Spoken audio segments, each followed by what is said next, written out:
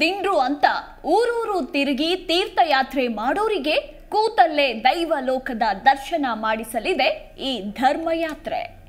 ಕೇವಲ 30 ನಿಮಿಷಗಳಲ್ಲಿ ದೇವರಿಂದ ಹಿಡಿದು ದೇವಸ್ಥಾನದ ಅಡಿಪಾಯದವರೆಗಿನ ಇಂಟ್ರೆಸ್ಟಿಂಗ್ ಮಾಹಿತಿಗಳನ್ನ ನಿಮ್ಮ ಮುಂದೆ ಇಡ್ತೀವಿ. ಹಿಂದೆಂದೂ ನೋಡಿರದ, ಮುಂದೆಂದೂ ಕಾಣದ ದೇವಸ್ಥಾನಗಳ ಹಿಂದಿನ ಚಮತ್ಕಾರಿ ರಹಸ್ಯವನ್ನ ನಿಮಗೆ ತಿಳಿಸೋದೇ ನಮ್ಮ ಕಾರ್ಯಕ್ರಮದ ಮುಖ್ಯ ಉದ್ದೇಶವಾಗಿದೆ. ಹಾಗಿದ್ರೆ ಇಂದಿನ ಎಪಿಸೋಡ್ನಲ್ಲಿ ದೇಶದ ವಿಶೇಷ ದೇಗುಲ ದರ್ಶನ ಮಾಡೋಣ ಬನ್ನಿ.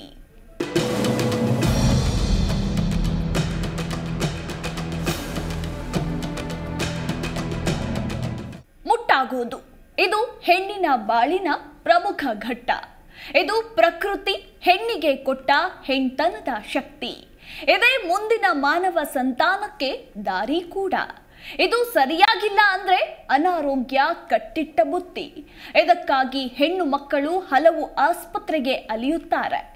ಆದ್ರೆ ಈ ದೇವಾಲಯಕ್ಕೆ ಬಂದ್ರೆ ಹೆಣ್ಣಿನ ಪ್ರತಿ ಸಮಸ್ಯೆಗೂ ಪರಿಹಾರ ಸಿಗುತ್ತೆ. ಯಾಕಂದ್ರೆ ಇಲ್ಲಿ ಆ ಜಗನ್ಮಾತೆಯೇ ಹೆಣ್ತನದ ಪ್ರತಿರೂಪವಾಗಿ ನಿಂತಿದ್ದಾಳೆ.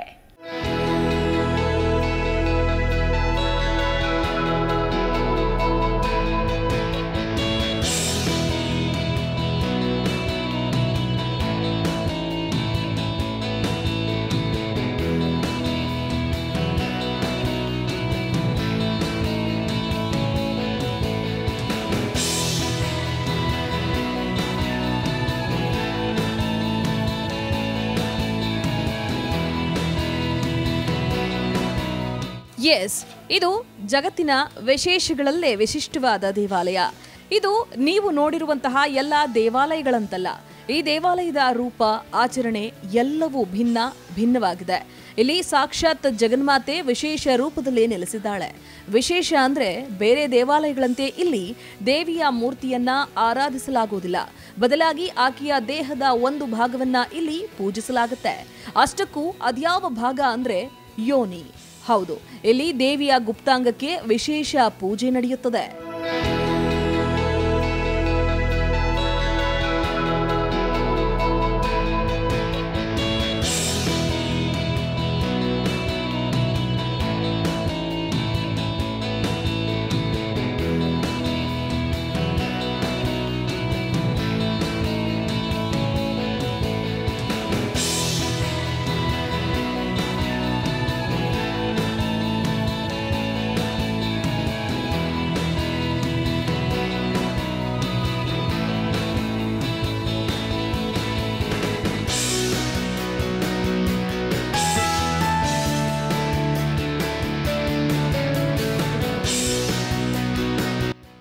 ಇದು ಪ್ರಕೃತಿಯ ಸೃಷ್ಟಿಯ ಪ್ರತೀಕವಾಗಿ ನಿಂತಿರುವ ದೇವಾಲಯ ಅಂದ್ರೆ ತಪ್ಪಾಗಲ್ಲ.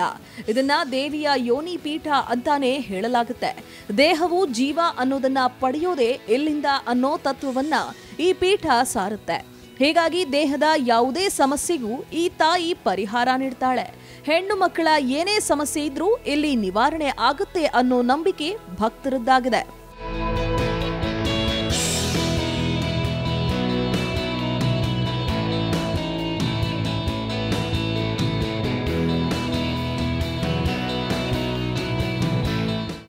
ದೇಶದ ಪ್ರಮುಖ ದೇಗುಲಗಳ ಚಕಿತಕಾರಿ ಮಾಹಿತಿಯನ್ನ ಕಲೆ ಹಾಕುತ್ತಿರುವಾಗ ಕಾಮಾಖ್ಯ ದೇವಿಯ ವಿಶೇಷ ದೇವಸ್ಥಾನ ಭಕ್ತರ ಅತ್ಯಂತ ಪವಿತ್ರ ಮತ್ತು ದೈವಶಕ್ತಿಯ ಧಾಮ ಎಂದು ತಿಳಿದು ಬಂದಿದೆ. ಹಾಗಿದ್ರೆ ಕಲಿಯುಗದಲ್ಲಿ ಕಾಮಾಖ್ಯ ದೇವಿಯ ಮಹಿಮೆ ಹೇಗಿದೆ? ಯಾವ್ಯಾವ ಪುರಾಣಗಳಲ್ಲಿ ಕಾಮಾಖ್ಯ ದೇವಿಯ ಬಗ್ಗೆ ತಿಳಿಸಲಾಗಿದೆ? ಹಾಗೆ ಕಾಮಾಖ್ಯ ದೇವಿಯ ಯೋನಿ ಪೂಜೆ ಹಿಂದಿನ ರಹಸ್ಯವೇನು? ಇವೆಲ್ಲವನ್ನ ನೋಡೋಣ ಬನ್ನಿ.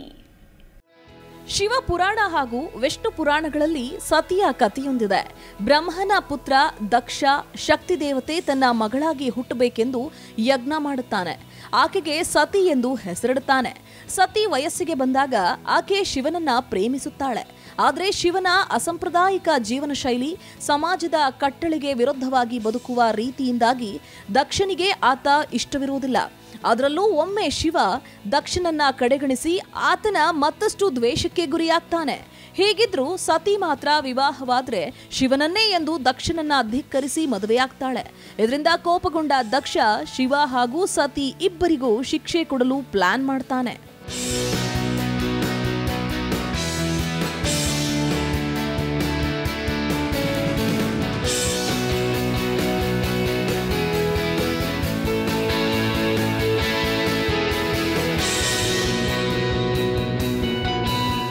ಇದೇ ವಿಚಾರವಾಗಿ ದಕ್ಷ ಒಂದು ದೊಡ್ಡ ಯಜ್ಞ ಮಾಡಲು ಮುಂದಾಗ್ತಾನೆ.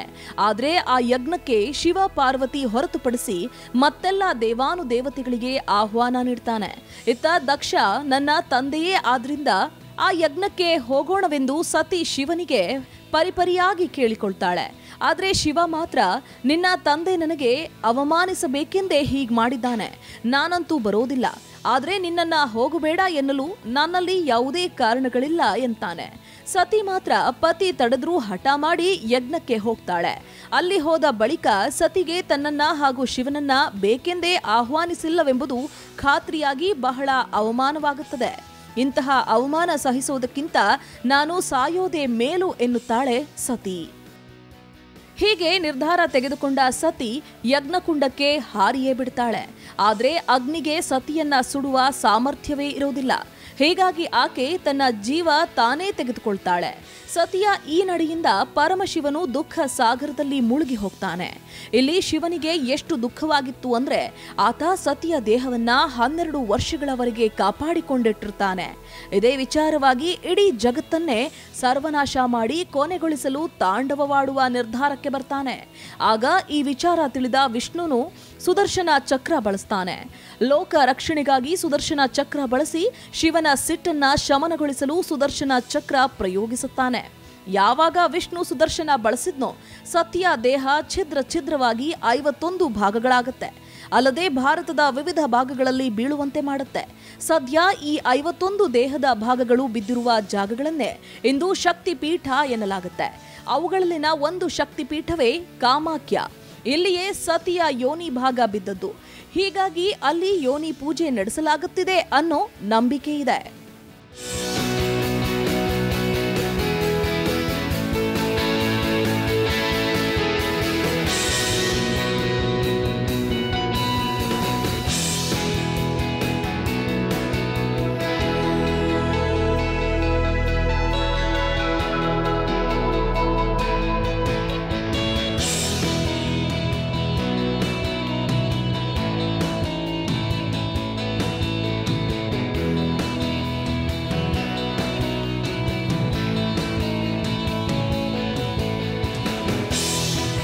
ವಿಶ್ವವನ್ನ ಕೊನೆಗೊಳಿಸಲು ತಾಂಡವವಾಡುತ್ತಿರುವ ಶಿವನ ವಿಚಾರ ವಿಷ್ಣುವಿಗೆ ತಿಳಿಯುತ್ತದೆ.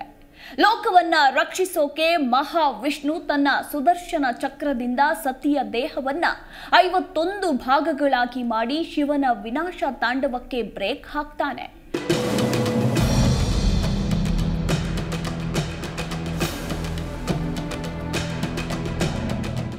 ಸಾಧಾರಣವಾಗಿ ಹಿಂದೂ ಭಕ್ತರು ಮತ್ತು ತಾಂತ್ರಿಕ ಭಕ್ತರಿಗೆ ಅತ್ಯಂತ ಶಕ್ತಿವಂತವಾದ ದೇವಾಲಯವೆಂದರೆ ಅದು ಕಾಮಾಖ್ಯ ದೇವಾಲಯ.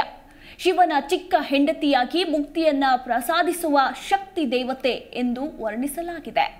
ಇಲ್ಲಿ ವರ್ಷಕ್ಕೆ 1 ಬಾರಿ ತಾಯಿ ಬಹಿಷ್ಠೆಯಾಗುತ್ತಾಳೆ. ಅದರ ಸಂಕೇತವಾಗಿ ಇಲ್ಲಿ ಯೋನಿಯಿಂದ ಕೆಂಪನೆ ನೀರು ಹರಿಯುತ್ತತ್ತೆ. ಇದಲ್ಲದೆ ಹತ್ತಿರದ ಬ್ರಹ್ಮಪುತ್ರ ನದಿ ಕೂಡ ಕೆಂಪು ಬಣ್ಣಕ್ಕೆ ತಿರುಗುತ್ತಂತೆ. ಜೂನ್ ತಿಂಗಳಲ್ಲಿ ನಡೆಯೋ ಈ ವಿಸ್ಮಯ ನೋಡೋಕೆ ಅಂತಾನೆ ಸಾವಿರಾರು ಮಂದಿ ಇಲ್ಲಿಗೆ ಆಗಮಿಸ್ತಾರೆ. ಪಾರ್ವತಿ ದೇವಿಯ ಯೋನಿ ಭಾಗವು ಅಸ್ಸಾಂ ರಾಜ್ಯದ ಗುವಾಹಟಿಯ ನೀಲಚಲ ಪರ್ವತದ ಮೇಲೆ ಬೀಳುತ್ತೆ. ಮಾನವ ಸೃಷ್ಟಿಗೆ ಮೂಲ ಕಾರಣವೇ ಯೋನಿಯಾದ್ದರಿಂದ ಈ ಪ್ರದೇಶವನ್ನ ಎಲ್ಲಾ ಶಕ್ತಿ ಪೀಠಗಳಲ್ಲಿ ಅತ್ಯಂತ ಪ್ರಾಮುಖ್ಯತೆ ನೀಡಲಾಗುತ್ತೆ. ಅಲ್ಲದೆ ಎಲ್ಲಾ ಶಕ್ತಿ ಪೀಠಗಳಿಗೆ ಆಧಾರ ಸ್ಥಾನ ಎಂದು ಭಾವಿಸುತ್ತಾರೆ. ಇಲ್ಲಿ ಪಾರ್ವತಿ ದೇವಿಯ ಯೋನಿ ಭಾಗ ಬಿದ್ದರಿಂದ ಈ ಪರ್ವತವು ನೀಲಿಯಾಗಿ ಮಾರ್ಪಾಡಾಗಿದೆ.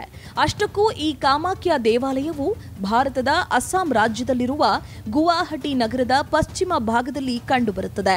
ಇನ್ನು ಕಾಮಾಖ್ಯ ದೇವಾಲಯವು ಒಂದು ಹಿಂದೂ ದೇವಾಲಯವಾಗಿದ್ದು ಈ ದೇಗುಲವು ಅತ್ಯಂತ ಹಳೆಯ ಶಕ್ತಿ ಪೀಠಗಳಲ್ಲೊಂದಾದ ತಾಯಿ ದೇವಿ ಕಾಮಾಖ್ಯಳಿಗೆ ಅರ್ಪಿತವಾದ ದೇವಾಲಯವಾಗಿದೆ.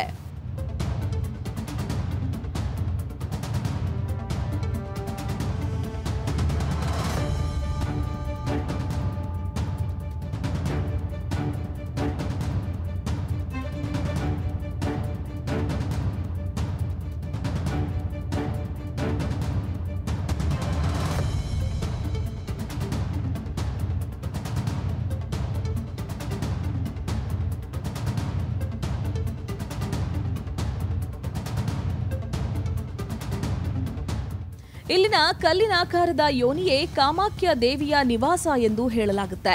ಒಮ್ಮೆ ಈ ಪರ್ವತಕ್ಕೆ ಬಂದು ಈ ತಾಯಿಯನ್ನ ದರ್ಶನ ಮಾಡಿದ್ರೆ ಅಮರತ್ವ ಪಡೆಯುತ್ತಾರೆ ಎಂಬುದು ಪುರಾಣಗಳಲ್ಲಿದೆ. ಇಲ್ಲಿ ವರ್ಷಕ್ಕೆ 1 ಬಾರಿ ತಾಯಿ ಮುಟ್ಟಾಗ್ತಾಳೆ. ಅದರ ಸಂಕೇತವಾಗಿ ಇಲ್ಲಿ ಯೋನಿಯಿಂದ ಕೆಂಪನೆ ನೀರು ಹರಿಯುತ್ತಂತೆ. ಜೊತೆಗೆ ಹತ್ತಿರದ ಬ್ರಹ್ಮಪುತ್ರ ನದಿ ಕೂಡ ಕೆಂಪು ಬಣ್ಣಕ್ಕೆ ತಿರುಗುತ್ತಂತೆ.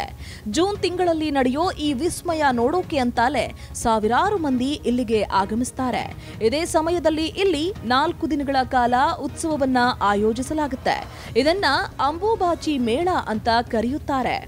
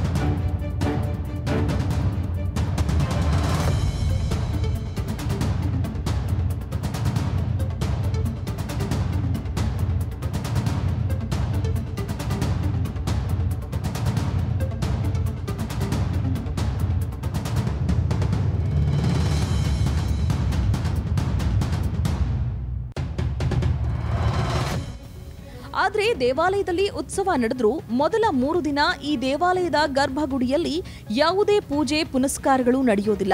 ಬದಲಾಗಿ ಗರ್ಭಗುಡಿಯನ್ನ ಮುಚ್ಚಲಾಗುತ್ತೆ. ಯಾರಿಗೂ ಗರ್ಭಗುಡಿಗೆ ಪ್ರವೇಶವಿರುವುದಿಲ್ಲ.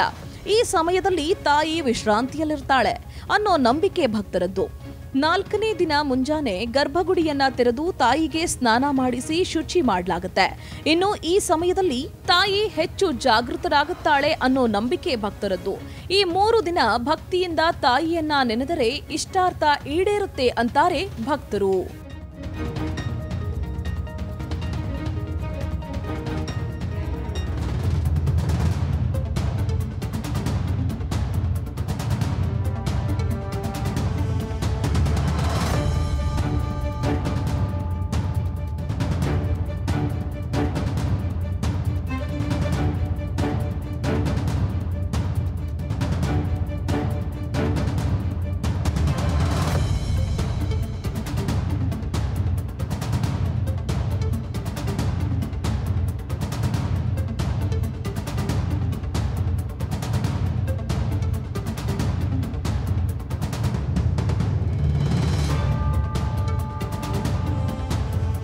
ಇಲ್ಲಿನ ಮತ್ತೊಂದು ವಿಶೇಷ ಅಂದ್ರೆ ಇಲ್ಲಿ ಕೊಡೋ ಪ್ರಸಾದ.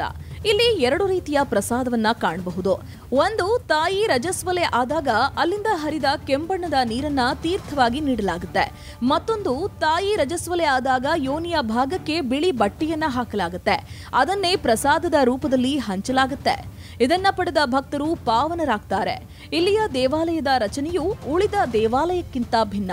ಇಲ್ಲಿನ ಗರ್ಭಗುಡಿಯ ಗೋಪುರವು ಜೇನುಗೂಡಿನ ರೀತಿಯಲ್ಲಿದೆ. ಈ ದೇವಾಲಯವನ್ನ ದೇವಶಿಲ್ಪಿ ವಿಶ್ವಕರ್ಮ ಕಟ್ಟಿಸಿದ ಅನ್ನೋ ನಂಬಿಕೆ ಇದೆ. ದೇವಾಲಯಕ್ಕೆ 4 ದ್ವಾರಗಳಿದ್ದು ಸಂಪತ್ತು, ರಾಜಯೋಗ, ಮೋಕ್ಷ, ಸಾವನ್ನ ಪ್ರತಿನಿಧಿಸುತ್ತೆ.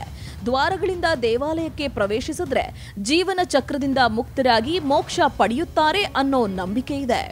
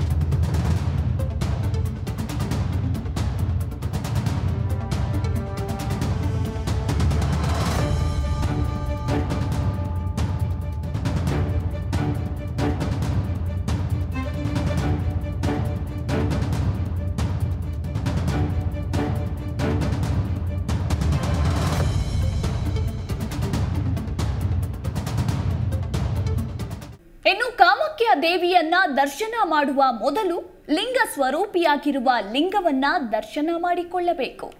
ಕಾಮಾಖ್ಯ ದೇವಿಯನ್ನ ಮಾತ್ರ ದರ್ಶನ ಮಾಡಿ ಲಿಂಗವನ್ನ ದರ್ಶನ ಮಾಡದಿದ್ರೆ ಯಾತ್ರೆ ಪೂರ್ತಿಯಾಗುವುದಿಲ್ಲ ಎಂದು ಭಕ್ತರು ಭಾವಿಸುತ್ತಾರೆ. ಹೀಗೆ ಮಗು ಸೇರಿದಂತೆ ಬೇಡಿದ ವರಗಳನ್ನೆಲ್ಲ ಕರುಣಿಸುವ ತಾಯಿಯಾಗಿ ಗುರುತಿಸಿಕೊಂಡಿರುವ ಕಾಮಾಖ್ಯದ ವಿಶೇಷವೆಂದರೆ ಕಲ್ಲಿನಿಂದ ತಯಾರಿಸುವ ಇಲ್ಲಿನ ಕುಂಕುಮ. ಕಾಮಾಖ್ಯ ಸಿಂಧೂರ್ ಎಂದೇ ಹೆಸರುವಾಸಿಯಾಗಿರುವ ಇದನ್ನ ಮಹಿಳೆಯರು ಬಹಳ ಭಕ್ತಿ ಭಾವದಿಂದ ಹಣೆಗೆರೆಸಿಕೊಳ್ಳುತ್ತಾರೆ. ಈ ದೇವಾಲಯ ತಂತ್ರ ಮಂತ್ರಗಳಿಗೂ ಜನಪ್ರಿಯವಾಗಿದ್ದು ಇಲ್ಲಿ ನೂರಾರು ಸಾಧುಗಳು, ಅಘೋರಿಗಳು ಮಾಟ ಮಂತ್ರ ತೆಗೆಯುವ ಕಾರ್ಯದಲ್ಲಿ ತೊಡಗಿದ್ದಾರೆ. ಭೂತ ದೆವ್ವ ಬಿಡಿಸುವುದು, ನೆಗೆಟಿವ್ ಎನರ್ಜಿ ತೊಡೆದು ಹಾಕುವುದು ಮುಂತಾದ ಕಾರ್ಯಗಳನ್ನು ಇಲ್ಲಿ ಅಘೋರಿಗಳು ನಡೆಸುತ್ತಾರೆ. ಹಾಗಾಗಿ ದೇವಾಲಯಕ್ಕೆ ಬರುವ ಭಕ್ತರ ಸಂಖ್ಯೆ ದೊಡ್ಡದಿದೆ. ಇಲ್ಲಿ ಪ್ರಾಣಿ ಬಲಿ ಸಾಮಾನ್ಯವಾದರೂ ಹೆಣ್ಣು ಪ್ರಾಣಿಯನ್ನ ಬಲಿ ಕೊಡುವುದು ನಿಷೇಧಿಸಲಾಗಿದೆ.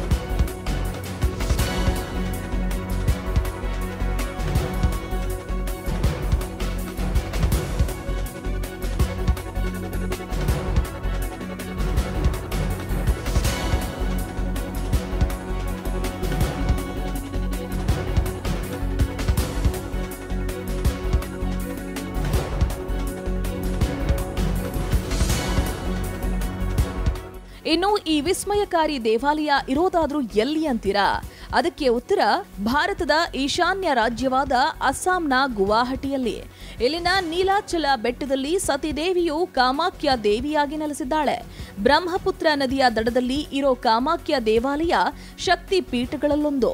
ಇದು ಅಸ್ಸಾಂನ ಪ್ರಮುಖ ಯಾತ್ರಾ ಸ್ಥಳಗಳಲ್ಲೊಂದು ಕೂಡ. ಅಸ್ಸಾಂ ರೈಲ್ವೆ ನಿಲ್ದಾಣದಿಂದ 8 ಕಿಲೋಮೀಟರ್ ದೂರದಲ್ಲಿರೋ ದೇವಾಲಯಕ್ಕೆ ತೆರಳೋಕೆ ವಾಹನ ಸೌಲಭ್ಯವಿದೆ. ಸಾಧ್ಯವಾದರೆ ಜೀವನದಲ್ಲಿ ಒಂದು ಬಾರಿ ಈ ಅದ್ಭುತ ದೇವಾಲಯಕ್ಕೆ ಭೇಟಿ ನೀಡಿ.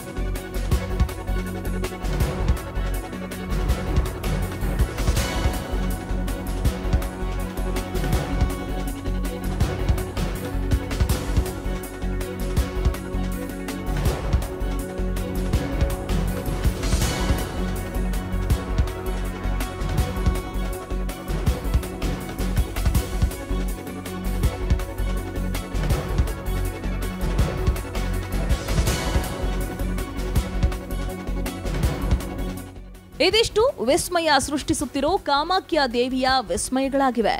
ಈ ಕಲಿಯುಗದಲ್ಲಿ ಲಕ್ಷಾಂತರ ಭಕ್ತರು ಇಲ್ಲಿಗೆ ಭೇಟಿ ನೀಡಿ ವಿಸ್ಮಯ ಸೃಷ್ಟಿಸುತ್ತಿರೋ ದೇವಿಯ ದರ್ಶನ ಪಡೆದಿದ್ದಾರೆ. ಹೀಗೆ ದರ್ಶನ ಪಡೆದು ತಮ್ಮ ಕಷ್ಟ ಕಾರ್ಪಣ್ಯಗಳ ಪಟ್ಟಿ ನೀಡಿ ಕಾಣಿಕೆ ಅರ್ಪಿಸಿ ಭಕ್ತಿಯಿಂದ ಬೇಡಿಕೊಳ್ಳುತ್ತಾರೆ.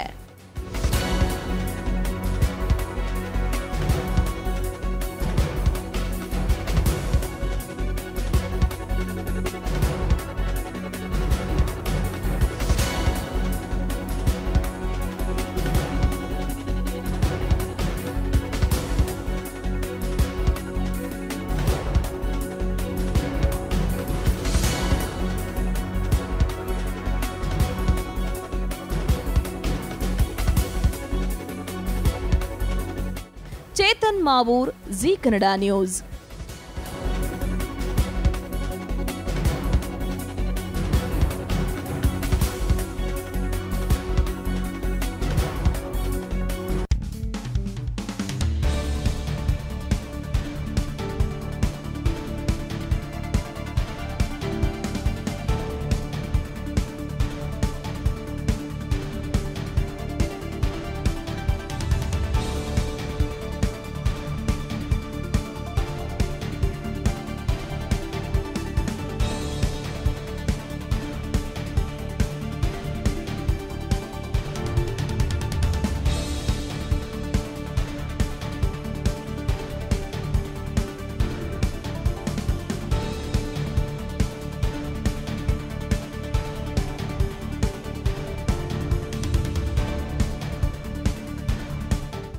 ಎಸ್, ನೋಡಿದ್ರಲ್ಲ ಕಾಮಾಖ್ಯ ದೇವಿಯ ಮಹಾತ್ಮೆ. ಎಲ್ಲರೂ ಕೂಡ ಇಲ್ಲಿಗೆ ಭೇಟಿ ನೀಡಿ ದರ್ಶನ ಪಡೆದ್ರೆ ಜೀವನದ ಕಷ್ಟಗಳೆಲ್ಲ ದೂರವಾಗಿ ಜೀವನದಲ್ಲಿ ನೆಮ್ಮದಿ ನೆಲೆಸುತ್ತದೆ ಅನ್ನೋ ನಂಬಿಕೆ ಭಕ್ತರದ್ದಾಗಿದೆ. ಇದಾಗಿತ್ತು ಇವತ್ತಿನ ಧರ್ಮಸ್ಥಳ. ಮುಂದಿನ ಎಪಿಸೋಡ್ನಲ್ಲಿ ಇನ್ನೊಂದು ವಿಸ್ಮಯಕಾರಿ ಸ್ಟೋರಿಯೊಂದಿಗೆ ನಿಮ್ಮ ಮುಂದೆ ಬರ್ತೀವಿ. ಅಲ್ಲಿವರೆಗೂ ನೋಡ್ತಾ ಇರಿ ಜೀ ಕನ್ನಡ ನ್ಯೂಸ್, ಸತ್ಯವೇ ಸುದ್ದಿಯ ಜೀವಾಳ.